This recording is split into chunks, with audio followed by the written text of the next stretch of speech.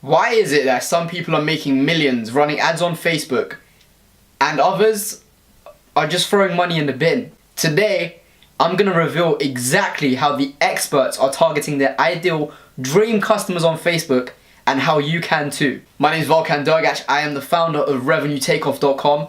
The aim of these videos is to expose the secrets of the world's greatest marketers and share them with you. And that's exactly what we're going to be doing in this video. But before we get started, I have one question for you. Are you ready to learn how to create Facebook ads the correct way and get in front of your dream customers in minutes? Good. Without further ado, let's jump into my computer and I'm going to show you how to create the most spectacular Facebook ads you have ever seen in your life. Let's get into it. Okay, we are now in my computer. I am going to be showing you how to create Facebook ads and get in front of your ideal customers in minutes. Now, before we get into it, I need to go over some basics, because if you don't understand this basic core principle, you're never going to be able to make money with Facebook ads. Your Facebook ads are never going to be profitable. What I'm talking about is this basic formula right here, which is this: the right audience plus the right offer equals sales. Now, this might seem very obvious. However, you would be absolutely surprised at the number of people who don't understand this basic concept. And honestly, I wish it was harder. I honestly do. If you get these two things right, there is no way that your Facebook ads can fail. It just can't happen. It's not possible. So we have two main things we want to focus on, right? To have a successful Facebook ad: our audience and our offer. Now today we're going to be covering the audience aspect of the ads. There are 5 main targeting options that Facebook gives you. Now I'm going to start off with the worst and I'm going to slowly build up to the best targeting option. The first one and the worst one is interest. You would not believe how many people run Facebook ads based on interests, and they're losing a lot of money. Let me give you an example, right? Apple, the company. I'm sure you've heard of it. So, if somebody likes a post related to Apple, whether it's their computers, whether it's their phones, if somebody likes a post related to Apple on Facebook, Facebook then registers that as an interest. Someone has now put forward that they have an interest in Apple. Now, let's compare that to the next few targeting options, which is behaviors and demographics. Now, an example of a behavior is if somebody actually owns an Apple product. So let me ask you this: what's more powerful in this scenario? So let's say you're selling iPhone cases. Would you prefer to target people who have liked a post about Apple on Facebook, who have somewhat of an interest in Apple as the company? Or would you want to target somebody who actually owns an Apple product to sell your cases, to sell your accessories? And that's why interest is worse, and then behaviors and demographics comes after that. And just a side note, behaviors and demographics go really deep as well as interests, but behaviors and demographics are a little bit more powerful because it's not 100% algorithm based.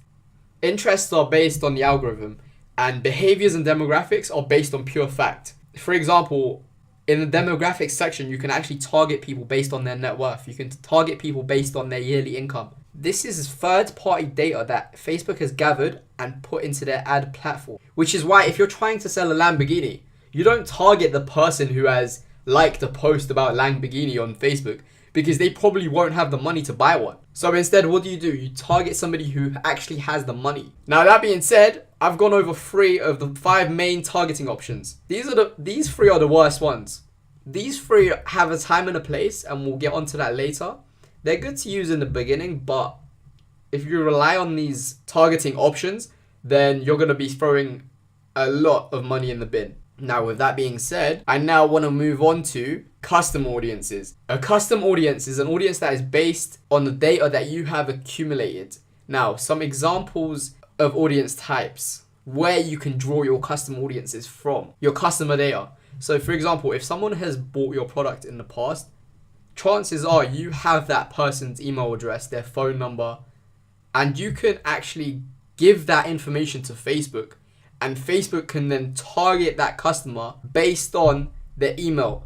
If their email matches up with the email on their Facebook account, you can run an ad to that person. Similar to if somebody has given you their email address, you can target them on Facebook. And this is someone who has become a lead.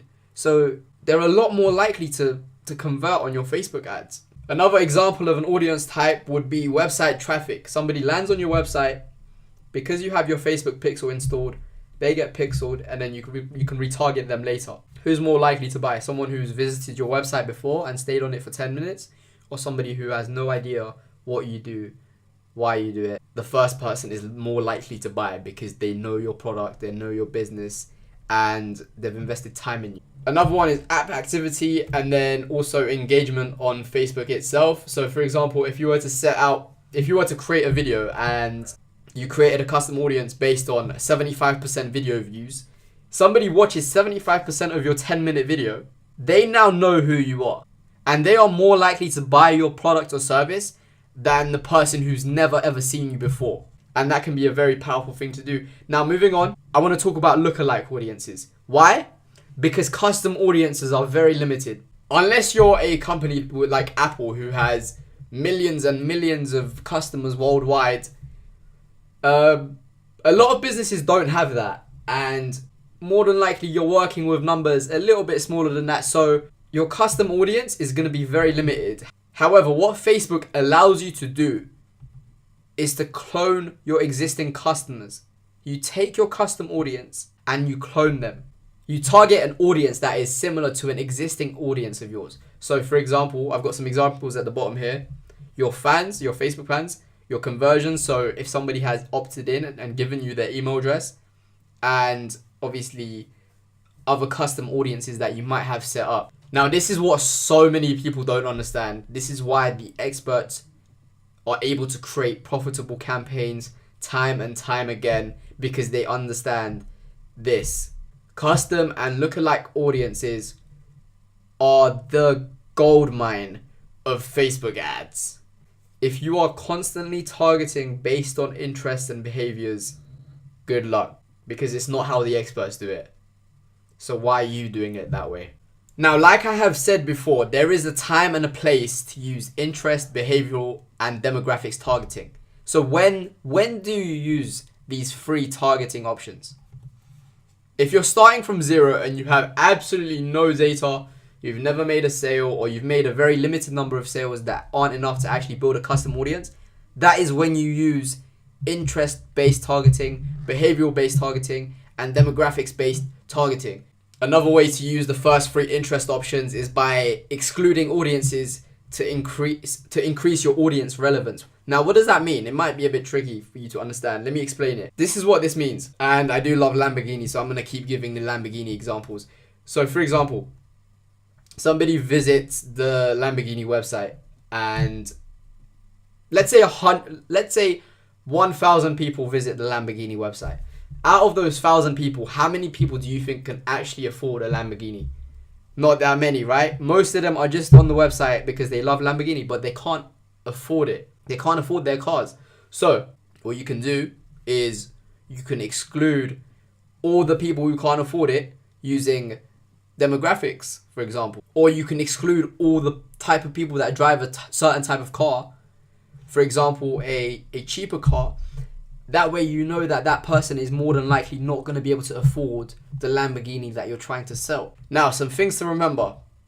Lookalike audiences are as good as your custom audiences. And I really want to highlight this because they are as good as your custom audiences. Which means that if you've got a bunch of people that come to your site and they click off within 10, 15 seconds, and then you use that custom audience to create a lookalike audience, those people are not the right people to target. Let's say, for example, that you've collected a bunch of emails and these email leads never actually turn into buyers.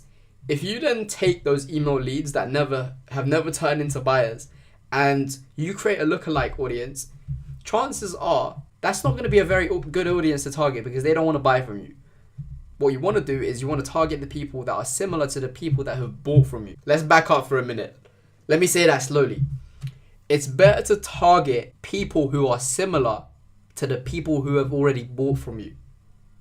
I hope that makes sense. Now, moving on. Let's look at some of the standard foundation audiences.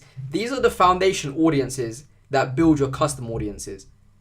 So, like we said before, website visitors, your fans on Facebook, your email subscribers, so like your leads or even past buyers, and even your email unsubscribers. If somebody's unsubscribed from your email list, that's your chance to re-engage them again. And yep, list of buyers, so the sales that you've made.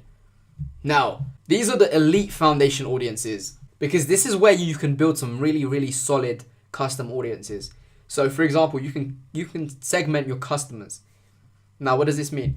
You might be selling a product that's worth $10,000, and you might also be selling a product for $20 to start off your funnel. Somebody who has already bought your $5,000 product is more likely to buy that $10,000 product. Somebody who has bought that $20 product is not very likely to buy that $10,000 product yet.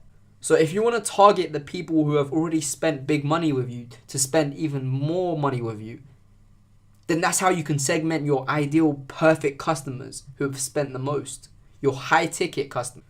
You can also target people based on checkout value. So let's say somebody comes to your e-commerce store, they spend over $100 in one checkout.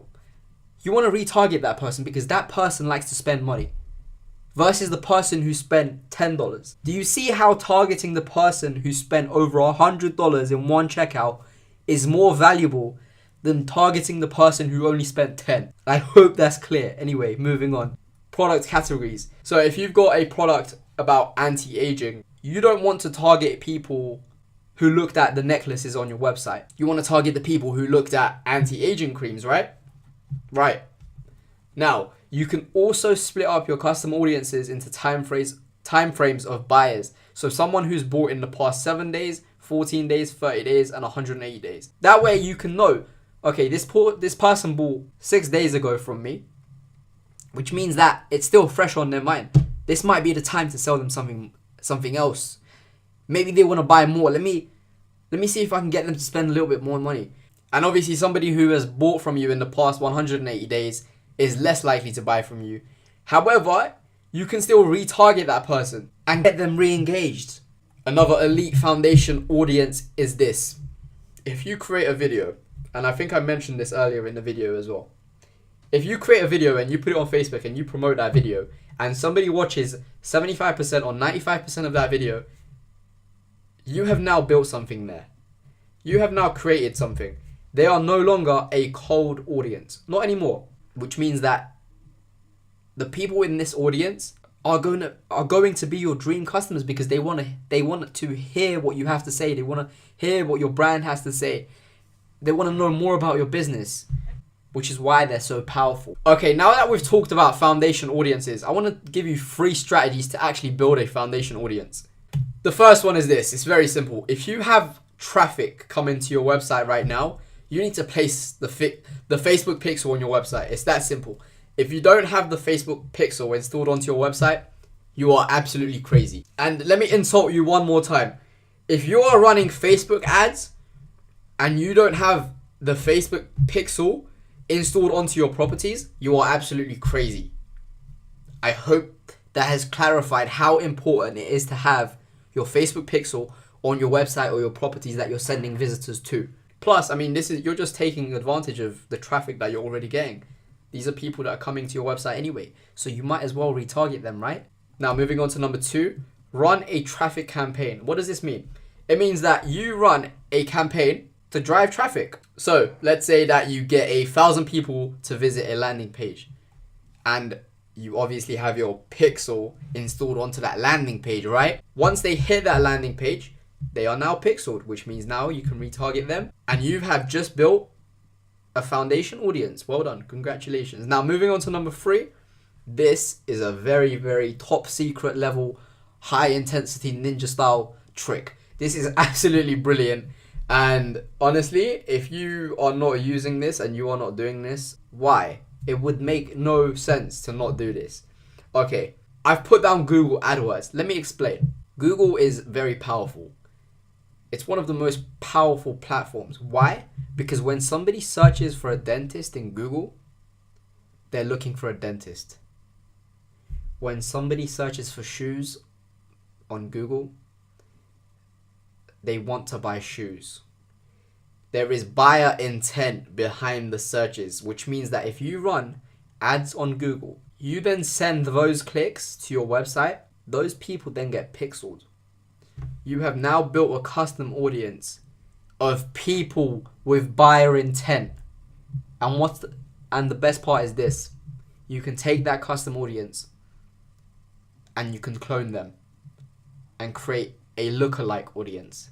You are now targeting the elite of the elite dream customers for your business. It is that simple. Now, I said I was going to give you 3 strategies. However, I want to give you a bonus strategy, which is this. I've said this multiple times now. I can't even remember how many times, but it's because it is extremely powerful to turn cold audiences to warm audiences. Create a video, promote that video. When somebody watches 75% of that video, they are your dream customer. Because now you can target them with another video. And if they watch 75% of that video, you can then target them with another video. And if they watch 75% of that video too, and you've provided them with value, how likely do you think it is that they are going to buy something from you? Okay, so that was how you can create Facebook ads and get in front of your ideal customers in minutes. If you enjoyed this video and you'd like to see more like it, make sure you subscribe. And if you'd like to find out more about what we do at RevenueTakeoff.com, then visit RevenueTakeoff.com. And also, before you go, I'd like to ask you for your thoughts. What did you think about this video? Which targeting option are you most excited about testing first? And which one do you think is going to change your business? Let me know in the comments down below. I'm excited to see your answer. With that being said, I want to thank you for watching this video, and I will see you in the next one.